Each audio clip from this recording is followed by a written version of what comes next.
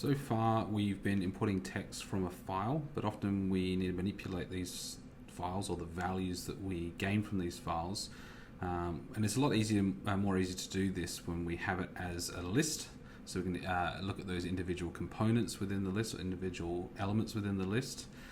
Because as we know, lists are used to designate some sort of order, to manipulate that data, and there's lots of methods that make it easier for us to do this. So the first thing we're going to do in this video is to declare some sort of data. So I'm going to create a string. For example, I'll have two numbers. This is pretty common in some of the problems we've been looking at so far for 12 and 34. And perhaps what I need to do is to add these two numbers together, which is pretty common. Okay, so next what we want to do is try and convert a string to an array and break this up into its into substrings using the components method. Okay, so I create an array of strings, and I can use my string. I can use that components method, and I can separate them by the space character that sits between my string. Okay, next we need to convert the numbers which are currently as a string array into an integer. But often working with optionals can be annoying. So what we can do is use the compact map method to make things a little bit easier. It performs a transformation and also unwraps all of the optionals as well. So that really helps us out. Also, if you have any values in there, for example, if I had some text, which obviously isn't an integer, it'll also discard of those as well. Okay, so to do this, create a new array, which is an integer array, and then I can get my string array. I can use the compact map, which will transform it.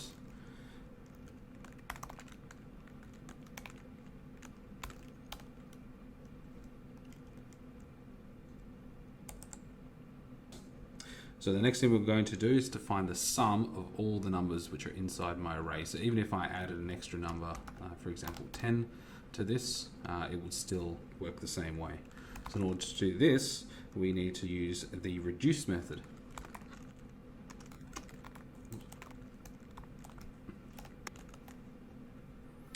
Okay, so in this reduce method, so I'm just going to arrow there. In this reduce method, it's finding the first parameter actually passed to the reduce method is the value that it should start at. So in this case, it's this 0 that we have here.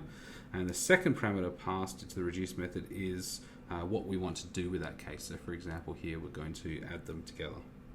So finally, we can print out our result. So we can just print out that sum.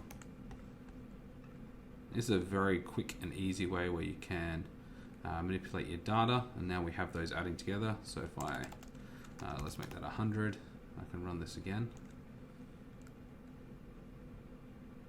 Cool, 146. So we have our data, which is separated by spaces. This would work in the exact same way if they were separated by commas. I could manipulate this method to make sure that it separates by commas and it will work in the same way. We separate those into an array of strings. We convert that array of strings into integers. Obviously, you could change this to whatever you like if you want a different data type.